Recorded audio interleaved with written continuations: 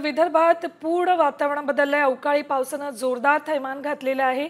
सलग दुसऱ्या दिवशी नागपूरमध्ये गारपीट झाली आहे, तर मानेवाडा चौक, सकरदरा आणि जगनाडे चौक परिसरामध्ये पावसानं हजेरी लावली। वर्धा जिल्ह्याच्या सेलू तालुक्यातही अवकाळी पाऊस झालाय। कानापूर गावासह परिसरामध्ये जवळपास 10 ते 15 मिनिटं गारपीट झाली। तर तिकडे चंद्रपूर जिल्ह्यात अनेक ठिकाणी वादळासह पावसानं हजेरी लावली। बल्लारपूर, राजुरा या तालुक्यांना पावसानं झोडपून काढलंय।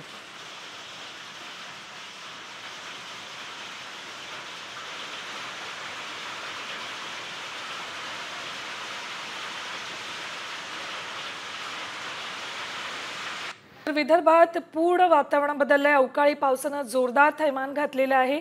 सलग दुसऱ्या दिवशी नागपूरमध्ये गारपीट झाली आहे, तर मानेवाडा चौक, सकरदरा आणि जगनाडे चौक परिसरामध्ये पावसानं हजेरी लावली।